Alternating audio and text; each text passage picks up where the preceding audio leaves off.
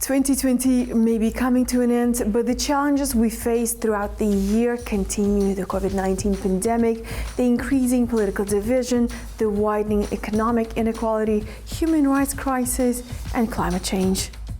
The world has seen epidemics, disasters, and calamities, but these were limited to a region or a handful of countries. But COVID-19 has been different. It is present in virtually every country. Millions of people are affected across the world. It took away the lives of over 1,690,000 people. In Kazakhstan, coronavirus cases surpassed 191,000. The official number of death cases from COVID-19 is over 2,600. However, the real number may be times larger. As a consequence of the restrictions, Kazakhstan's economy shrank 2.7%. Nearly 300,000 businesses had to shut down. 1.6 million people reported loss of income. Registered domestic violence cases almost doubled. 4 million children's education has been affected by the lockdown measures.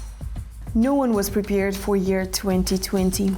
But is the COVID-19 pandemic for us a historic opportunity to focus on the solutions to our bigger problems and to reimagine and reshape our common future? The United Nations newly appointed resident coordinator for Kazakhstan, Ms. Michaela Friberg-Storey, joins me today to discuss the ways we can avoid the lasting damage of the pandemic to our common future. Ms. Friberg-Storey, welcome. COVID-19 has dramatically changed our economies, our societies, and continues to do so. Looking back at 2020, what do you think are some of the largest and biggest setbacks to our progress as a human family that the COVID-19 has caused?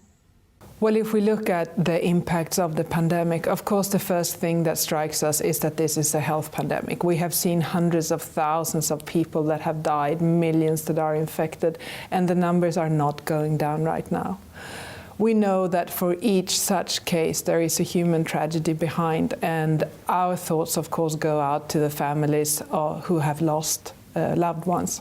But as we know, the pandemic is not only a health disaster, it's also a social economic disaster that hits those that have the least worst. So it's actually creating more of an unequal society than what we had before. Millions of jobs are lost and millions of people are pushed back into poverty. And this will take years to come back from. Ms. Friberg-Storey, the World Bank has projected that another 115 million more people will be pushed into extreme poverty this year. And in Kazakhstan, the share of the population that lives below subsistence income level has increased to 5.7% this year, which is the worst indicator since 2011. The adopted definition of extreme poverty in Kazakhstan is income below subsistence level, which amounts to, the threshold is 32,668 tenge per month per person, which is an equivalent of $77. What is the UN adopted definition of extreme poverty, and how would you assess the way Kazakhstan addresses its wealth distribution challenges and wealth inequality? Well, for the UN, we are, of course, enormously concerned about the social economic impacts of the COVID-19 pandemic. And we see that, just like the World Bank says, that millions of people will be pushed back into poverty and extreme poverty. We define it as living on less than $1.9 a day. That is extreme poverty. And so that would be more or less similar figures. What is absolutely key is that as Kazakhstan is now working through the pandemic and then working to recover from the pandemic, both from a health perspective but also social economic, that no one is left behind. And we need to, together with the government, focus primarily on those that have the least. Those are the people that may be at the risk of being left behind as the rest of the country pulls through. So it's absolutely, from the UN perspective, this is the key focus area, leaving no one behind. And we will also see that that's the group that was most vulnerable also before the pandemic. Now, we are all in this together. However, some of us have been affected by the pandemic more than the others. The pandemic has become a human rights crisis. Women, children, migrants, people with disabilities have been disproportionately hit by the consequences of the COVID-19. What can be the lasting damage to their future, to the future of these vulnerable groups, and what does the UN data suggest? Well, I think the challenges are very wide, so we need to look at it from different angles. For example, if you look at now access to healthcare, access to affordable and safe vaccines. Who is included in that vaccination program? Are migrants part of it or not? Unregistered citizens, are they part of it or not? Education. Who has access to online education? Who has not?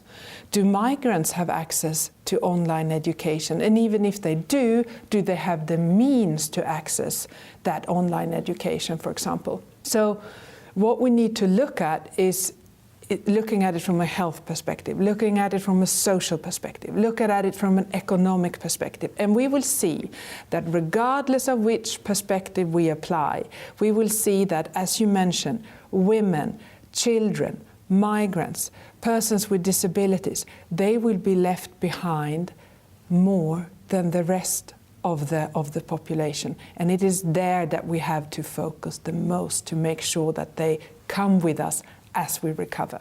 Only then, I think it's fair to say that we are having a global understanding of this crisis. Vaccination is obviously one of the areas of concern, both for governments and public at the moment. Governments are trying to secure and to procure an effective vaccine, whereas the public is concerned whether they would have enough access or even access, or some of them are even concerned whether they should get vaccinated at all. And the WHO has recently announced that 2 billion vaccine doses have been secured. Is there light at the end of the tunnel? Do we see the end of the pandemic? I would say that there is definitely light at the end of the tunnel, but that doesn't mean that all the spotlights are lit. We still have a very long way to go. And for us, from the UN perspective, it's absolutely key that this will be the people's vaccine, that everyone will have access to a safe vaccine. But of course, every country will have to look at in what order that country, that Ministry of Health, that government is engaging with its population, who are the most at risk, who are the most vulnerable, what type of system is in place. And this dialogue is of course something that we as the UN are engaging in, but it is of course up to every government as a sovereign state to look at this, and we are more than happy to support in these discussions to roll out a system for free and fair and accessible vaccination that are safe for the people. Ms. Friberg-Storey, what has the response to the pandemic been of the UN agencies here in Kazakhstan? What has been the support to the government, to the society been? It's been very, very wide because, as we know, it's not only a health crisis, it's also a social economic crisis. So some example from what we've done as it relates to health. Our colleagues in WHO, for example, they have supported the government with close to 80 tons of medical supplies and equipment that has gone then primarily through the Ministry of Health onwards to the people of Kazakhstan. But it has also been issues that has to do with, for example, medical waste management, where support has been provided here to some of the treatment centers in Nur-Sultan.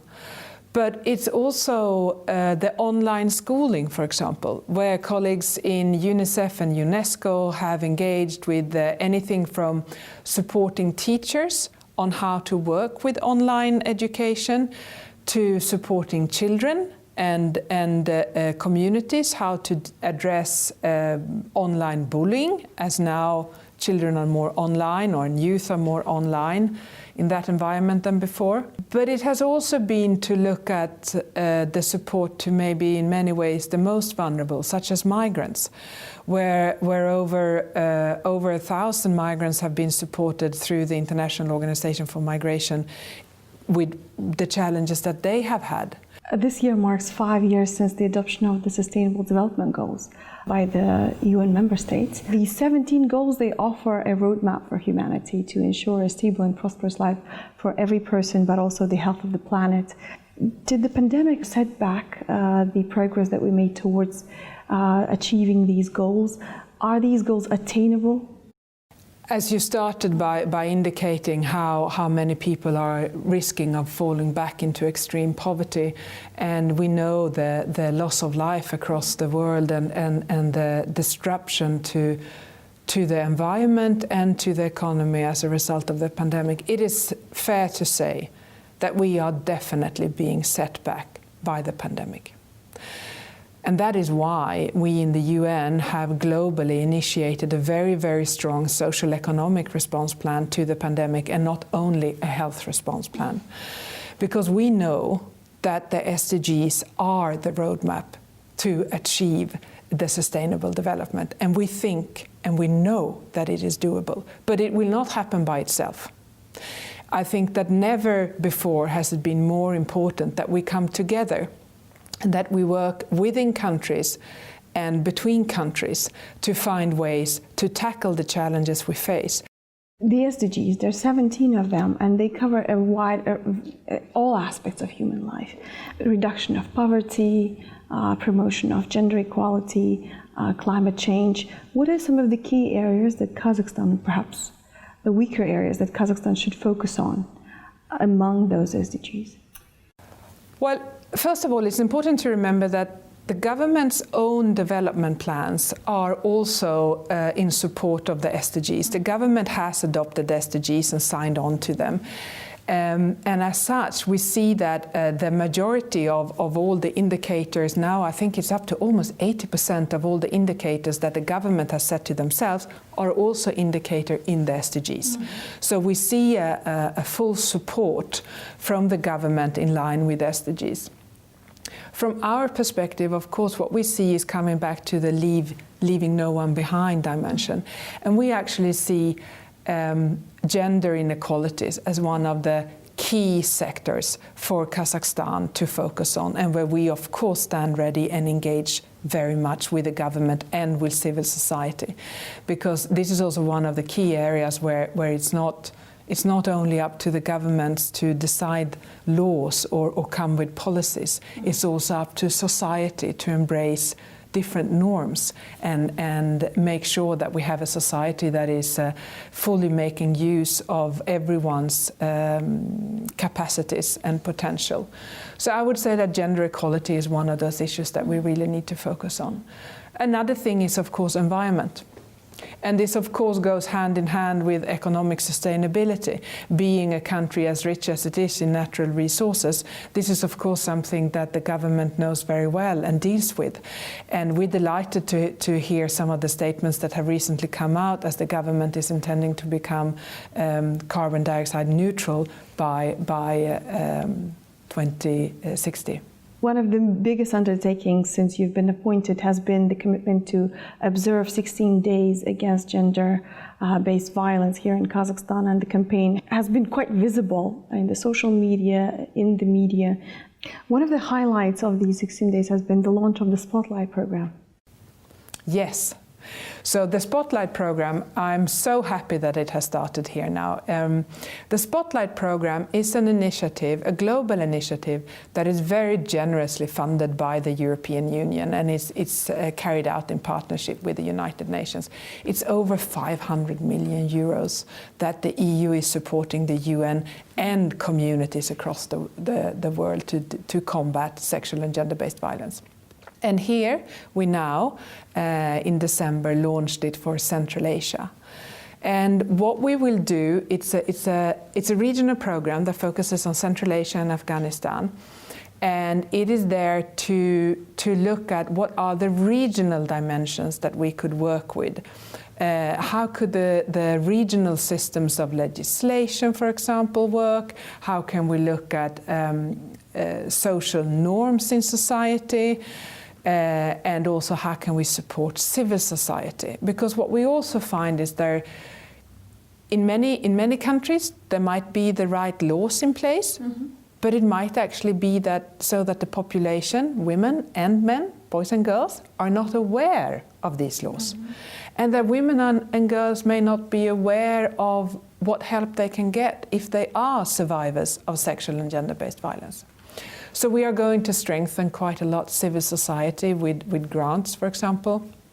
We're also going to do one of the biggest ever studies of men's attitudes towards sexual and gender-based violence to see how we can combat and overcome those challenges. The year 2020, no one was prepared for the calamities that it brought. What do you think some of the biggest lessons learned for us as humans? Well, I have to say that it is quite clear, I think, to most of us that investing in the health sector is a win for all of us. Having a society where everyone can contribute has never been more clear to us, the importance of it. But also the national and international solidarity between people and between countries is absolutely clear. So when we move forward, I hope that we will do that in a way that will build on this lesson of solidarity. We are not isolated from each other. We may have borders. The virus does not. And we will overcome this pandemic, but only if we do it together. But we also know that there will be another pandemic, hopefully in a faraway future, but we have to be better prepared as individuals and as societies and as countries. Thank you. Thank you. This was the last episode of Impactful in 2020. Thank you for being with us throughout the year. We hope to see you soon in 2021 with good news, insightful interviews, and impactful conversations.